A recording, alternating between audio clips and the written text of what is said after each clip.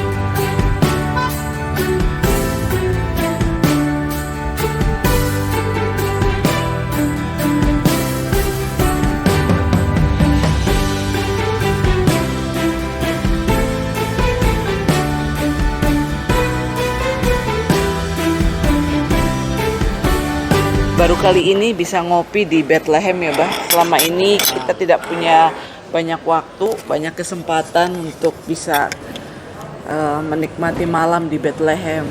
Puji Tuhan, alhamdulillah. Dan ini suasananya sudah suasana Menjelang Natal. lampu-lampu, hiasan-hiasan Natal. Kita sudah bisa lihat, dan ini kita ada di kafe di depan gereja Nativity. Ini jam 10 malam waktu Ya, Bethlehem, masih bisa kita nikmati suasananya. Syukron ya Ukti. Syukran. Thank you. Islam itu. Apa?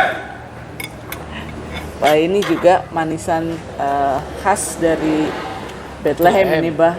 Kita malam-malam kita Cuman saya tidak boleh terlalu Jangan banyak. banyak-banyak ya. Baik, Bah. Sambil kita ngopi, kita mau ngobrol sekitar hal-hal yang sering muncul ketika memasuki bulan Natal ya, Bang. Mungkin nanti Bapak bisa cerita tentang polemik-polemik sekitar Natal. Seperti biasa kalau memasuki bulan Natal itu kita sering menyebutnya bulan salah faham juga. Yang kebetulan kita berada di tanah kelahiran Tuhan Yesus sendiri, di depan gereja Nativity, dan kita lihat situasinya di sini tidak seperti Syukron ya Muhammad. Kulu kuais. Kul kuais, kul kuais. You have the water? Mungkin syukran. Ya, dan kita lihat semuanya ramah-ramah. Bahkan di restoran ini nuansa Natal juga kita bisa lihat ada pohon Natal sudah dipajang. Padahal restoran ini yang melayani kita tadi juga namanya Muhammad. Dan di depan ini ada masjid. Ya, berdiri Hidup dengan berdampingan. damai. Tadi kita juga sempat ngobrol ya dengan Seorang seorang polisi dari Palestina yang juga menceritakan situasi di Palestina, khususnya di Bethlehem. Dan di sini yang datang ke gereja Nativity juga tidak hanya orang-orang Kristen. Ya. Saya lihat teman-teman Muslim sendiri dari Palestina, mereka juga ikut merayakan kegembiraan bersama di bulan Natal ini. Dan ini ya. berbeda dengan apa yang terjadi di negara kita, ya, di tanah air kita. Saya sangat prihatin karena akhir-akhir ini justru konflik yang dibangun atas dasar kesalahpahaman agama itu kian meruncing. Jadi saya sudah lama berada di Timur Tengah ini ya. Kalau kita bisa belajar dari Bethlehem saja, di mana antara Kristen dan Islam itu tidak ada jarak yang memisahkan ya. Kita hanya bicara tentang Kristen atau kita bicara tentang Islam ya kalau kita masuk masjid, kalau kita masuk gereja. Begitu kita keluar, yang menjadi kegembiraan saudara Muslim, kegembiraan kita. Yang menjadi kegembiraan kita, kegembiraan saudara Muslim. Ya. Dengan catatan, kita tahu memang antara Islam dan Kristen itu berbeda. Ya, lakum dinukum waliyadin kata Al-Quran. Jadi itu kita sepakat. Tapi artinya kalau saya mengucapkan selamat menempuh hidup baru pada teman saya kan tidak berarti istrinya jadi istri saya kan, enggak begitu. Jadi itu artinya sopan santun pergaulan. Ini sejak zaman dulu ya, kalau kita lihat bahkan sejarah klasik kita. Saya teringat dengan naskah Sunda kuno yang sering sekali saya kutip. Siska Kanda ing Karesian. Di mana ketika Hindu dan Buddha itu datang ke tanah Sunda, itu diberi salam kok masing-masing. Ongkaran nama Siwa itu untuk agama Siwa, untuk agama Buddha sembah ring hulun disang panca tata gata. Kata naskah itu semua demi kebaikan bersama. Jadi tidak ada jarak yang kemudian menjadikan alasan kita harus bergaul hanya sesama agama. Kita ini kan memang ditakdirkan Tuhan itu menjadi satu bangsa yang memang sudah majemuk, sudah beragam. Menariknya kalau di kota kelahiran Yesus sendiri, antara Islam dan Kristen itu ketika saudara-saudaranya merayakan Natal, mereka juga memasang pohon Natal ya di rumah-rumah. Iya, bahkan keluarga Muslim itu menyiapkan. Kenapa dia bukan Kristen tapi menyiapkan pohon Natal? Pohon Natal seperti kupatan kalau di Jawa. Dan tanpa pohon Natal pun sebetulnya liturgi tidak terpengaruh karena itu bukan syarat ibadah, itu tradisi. Iya. Seperti orang kupatan juga tidak ada syariahnya di dalam Islam. Pohon Natal, kemudian baju sinterklas itu sebetulnya tidak dipakai pun juga tidak apa-apa. Itu kan hanya tradisi dalam merayakan Natal. Atau misalnya apa itu lontong cap gumek pada perayaan Imlek, itu bukan bagian dari ibadah. Jadi orang tuh jangan terlalu GR lah, ya. Dan kemudian ada fatwa bahwa mengucapkan selamat Natal saja itu haram. Kalaupun iya, saya juga nggak marah. Tapi sebelum menuduh, ya mestinya ditanya dulu apa benar Tuhanmu beranak. Nggak ada tuh pandangan primitif apa Tuhan itu ketiga dari yang tiga itu teks suci mana atau rumusan teologis mana yang mengucap itu sama sekali nggak ada. Mungkin sambil dinikmati manisannya, Mbak. Ini namanya halawa ini, Mbak. Halawa ya. Ya, halawa itu artinya manisan. Sama di Mesir juga seperti itu ya. kan? Sama. Karena orang Arab tuh suka yang manis-manis. Satu lagi, Bang, mereka yang selalu salah paham dan menuduh bahwa Kristen itu menyembah dewa matahari karena Natal itu adalah sebetulnya perayaan dewa matahari. Mungkin bisa diulas lagi, Bang, supaya semakin jelas ya, baik untuk kita yang Kristen maupun teman-teman yang ya itu sudah paham. 1 juta kali saya sampaikan. Ada 2 perayaan yang dituduhkan merupakan sumber perayaan Natal. Yang pertama itu adalah titik balik musim dingin Saturnalia. Itu baru diperingati tahun 274 Masehi. Yang kedua tentang Sol Invictus. Nah itu kalendernya aja ditemukan kok, kalender klasik Roma itu tahun 354. Dan itu dalam teks aslinya itu tidak ada kata Sol. Yang ada cuman invicti, dia yang tak terkalahkan. Itu konteksnya adalah kelahiran Sang Kristus. Tidak ada kaitannya dengan dewa matahari. Kita tidak tahu, tidak pernah cross-check sumber primer ada kata Sol atau dewa matahari itu dari mana sumbernya. Itu yang pertama. Yang kedua, liturgi Natal itu sudah dirayakan di Roma tahun 126 Masehi. Dan itu tercatat dalam dokumen gereja yang namanya Liber Pontificalis. Nah, salah satunya itu zamannya Pop Telesphorus I, di mana dikatakan ketika malam Natal, maksudnya di sini 24 Desember, itu mesti dikidungkan Gloria in excelsis Deo et intera pac hominibus bunai voluntatis. Kalau di Bethlehem itu diterjemahkan al-masdu lillahi fil ali wa alal ardis salam wa bin nasil masarat. Dan itu dikidungkan juga di sini. Dikidungkan sama kalau dalam teks Latin yang terkenal sekali di Indonesia. Gloria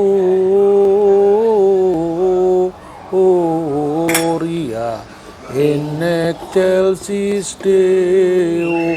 Itu sejak tahun 126 sampai hari ini ya, di gereja Protestan, gereja karismatik Pentakosta, yang kadang-kadang anti Katolik pun dia tetap merasakan apa namanya lagu itu, padahal yang menetapkan itu adalah Paus tahun 126. Itu jejak pertama perayaan Natal, tapi belum menjadi apa penetapan liturgis. Kemudian tahun 170-an itu adalah uskup Kaisarea di Israel, namanya Theophilus, mengatakan bahwa kita akan merayakan Natal segera setelah ini tanggal 25 Desember. Sudah ada teksnya itu. Tapi Natal itu baru ditetapkan sebagai perayaan resmi gereja itu tahun 198 di Alexandria.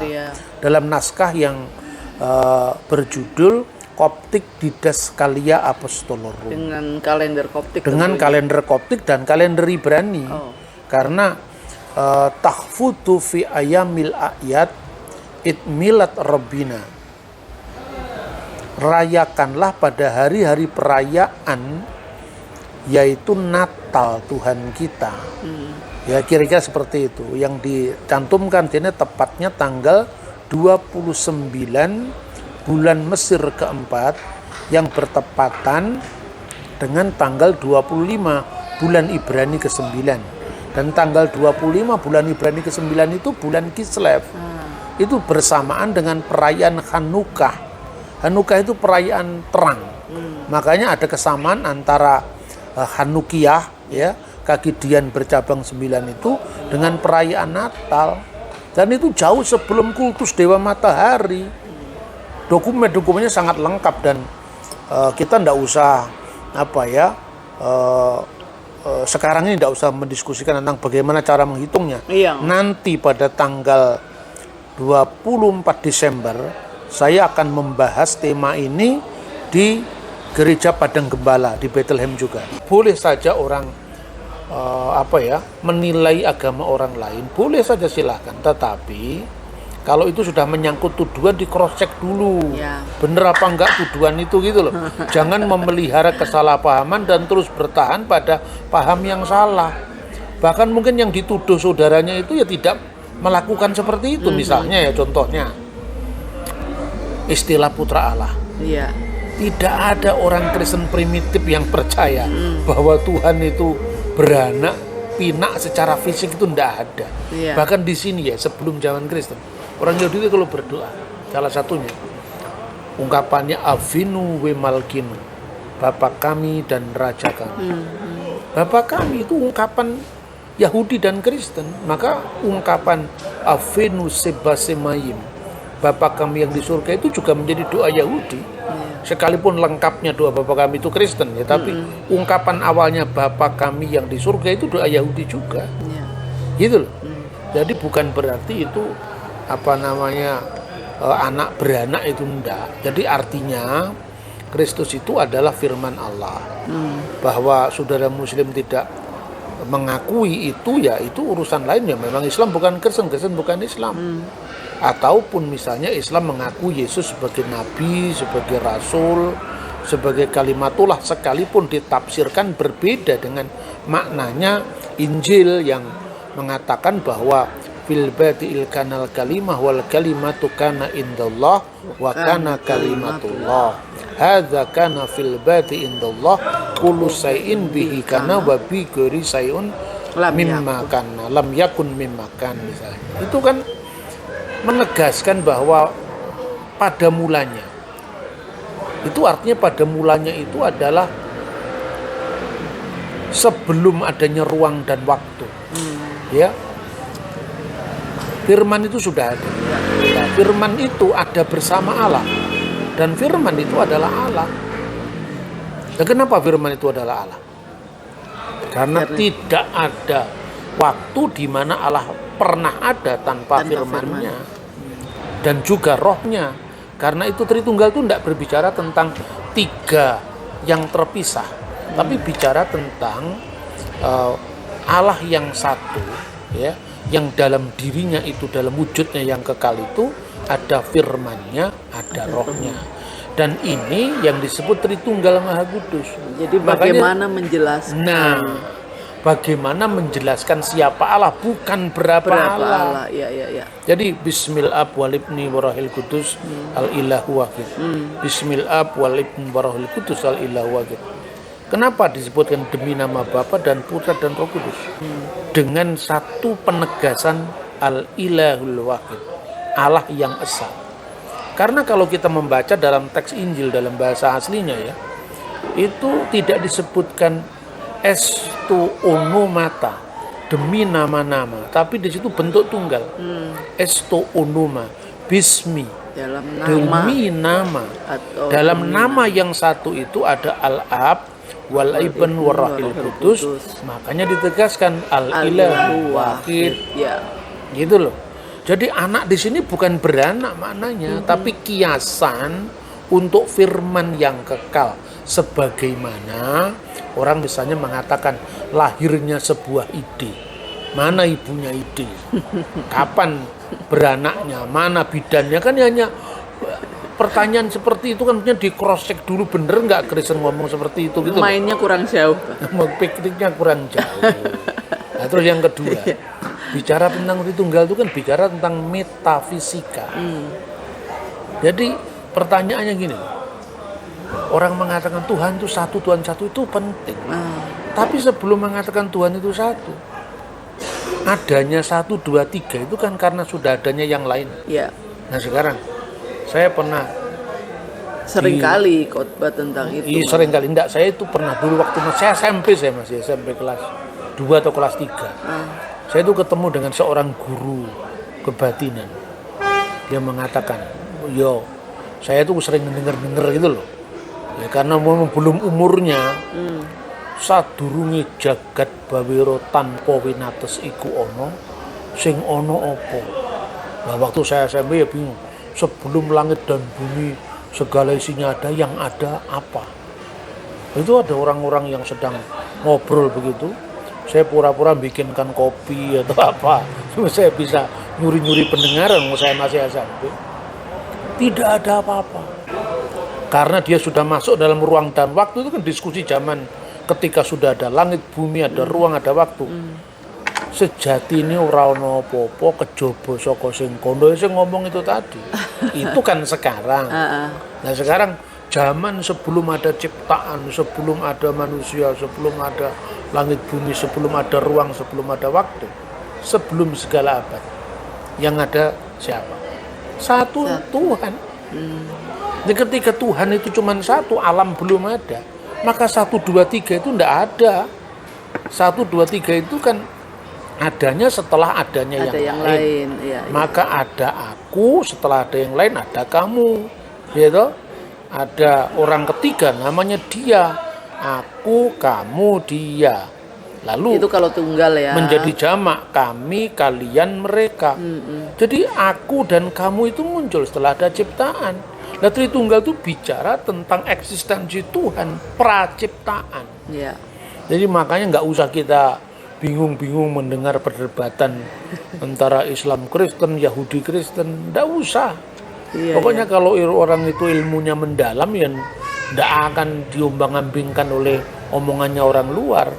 Gitu loh. Iya. Dan mengatakan baiklah kita jadikan manusia menurut gambar dan rupa kita. Terus kita berdebat lagi. Siapa itu? Sidang ilahi. Atau itu siapa? Itu sejak zamannya Justin Martyr tahun 150-an. Dia sudah berdiskusi sama teman Yahudinya yang namanya Tripo. Ya, Justin Martyr mengatakan, dia namanya perdebatan ya. Si Yahudinya tadi mengatakan, oh, itu bukan Tritunggal. Itu sidang ilahi. Jadi Tuhan bicara dengan malaikat, hei malaikat saksikan, saya mau menjadikan manusia. Justin Martyr kemudian mengatakan, masa malaikat diajak menciptakan? Yahudinya bilang kira-kira, ini saya bahasakan dengan bahasa bebas, lu bukan malaikatnya diajak menciptakan, enggak, yang menciptakan hanya Tuhan. Karena ayat 27 dalam kitab Kejadian pasal 1 itu dikatakan, maka Allah menciptakan manusia itu menurut gambarnya. Menurut gambar Allah diciptakan manusia itu laki-laki dan perempuan. Malaikat itu hanya diperlihatkan oleh Tuhan ini loh. aku akan menjadikan manusia. Yang menciptakannya tetap Allah. Karena itu menjawab tuduhan Justin Martyr, masa ciptaan diajak mencipta. Kita tidak usah masuk dalam perdebatan itu. Secara gramatika pun orang Yahudi tidak salah. Karena kata yang digunakan marilah atau baiklah kita buat itu tidak digunakan kata bara.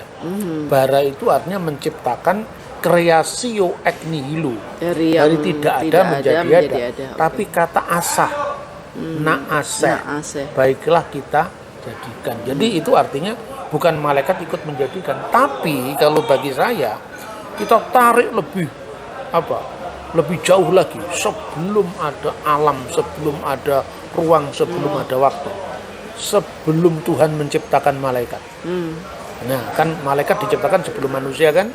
Pertanyaannya, waktu Tuhan sebelum menciptakan dunia, malaikat diciptakan. Sebelum malaikat diciptakan, yang ada cuma siapa? Ada cuma Tuhan saja. Iya. Lalu ketika Tuhan mau menciptakan malaikat, Tuhan bersabda sama siapa? Iya. Kan lebih masuk akal kalau kita mengatakan bahwa di dalam keabadian, sebelum ada ruang, sebelum ada waktu, yang esa itu berdialog dengan sabdanya dan rohnya, maka Bapa, Putra dan Roh Kudus itu bicara tentang diri Tuhan sendiri seperti saya, pikiran saya dan roh saya, tidak bicara tentang hal yang di luar Allah. Gitu loh kira-kira. Iya.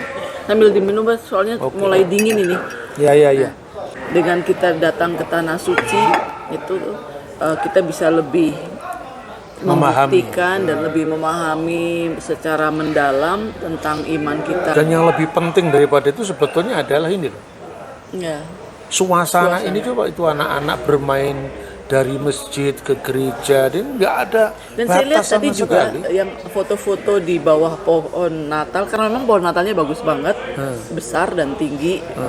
Itu mereka yang pakai kerudung, jilbab gitu ya. Karena itu beda dengan mantila itu Ya, beda. kerudung untuk ke gereja, itu itu berbeda pasti dengan orang jilbab. Muslim, Itu kan? bisa ditandaiannya jilbabnya Islam dengan mantilanya Kristen Ortodok itu bisa Iya. dibedakan. Tapi saya tadi belum selesai bicara tentang yang esa itu sesungguhnya bagaimana dijelaskan ya. Saya harus sampaikan bahwa yang esa itu muncul setelah Tuhan menciptakan manusia. Pentingnya penegasan bahwa yang esa itu setelah ada yang lain kan. Makanya sebetulnya saya sering sampaikan bahwa omni itu kesegalaan. Iya. Itu lebih penting dari uno. Omni itu segala. Makanya Tuhan pertama kali berfirman kepada Musa itu apa? Asr. Aku ada yang aku ada. Ya. Artinya dia yang maha ada. Wehu hayah, wehu howe, wehu yih, batif arah. Dia yang sudah ada, yang ada, dan yang seterusnya ada. Nah, kemahaadaan Allah itu tidak terikat oleh ruang, tidak terikat oleh waktu, tidak terikat oleh bilangan. Maka sebelum ada esa, adanya esa itu kan setelah adanya Tuhan, aku, ada yang lain. dan yang lain. Tapi sebelum itu tidak ada 1, 2, 3. Ya toh? Maka kesegalaan atau omnipresent, omnipotent ya, maha hadir, maha ada, maha kuasa, barulah kemudian ada 1, 2, 3. Makanya Shema Yisrael, dengarkanlah wahai Bani Israel, Adonai Eloheinu Adonai Echad. Itu penegasan karena umat yang disuruh percaya bahwa kamu harus pegang komitmen. Di rumah-rumah dipasang mesusa yang isinya Shema Yisrael karena sudah ada umat. Ya. Tapi sebelum itu ya, bagi Tuhan sendiri tidak penting itu. Yang penting ya kita, komitmen kita mengatakan dia satu-satunya Tuhan yang kita sembah. Iya. Oke, Bah, karena sudah waktunya juga resto mau tutup, jadi kita harus Buru-buru. ya tidak buru-buru karena kita memang harus akhiri. Terima kasih. Sampai ketemu lagi, sahabat Bambang Musena Center. Salam dari kota kelahiran Tuhan Yesus, Bethlehem.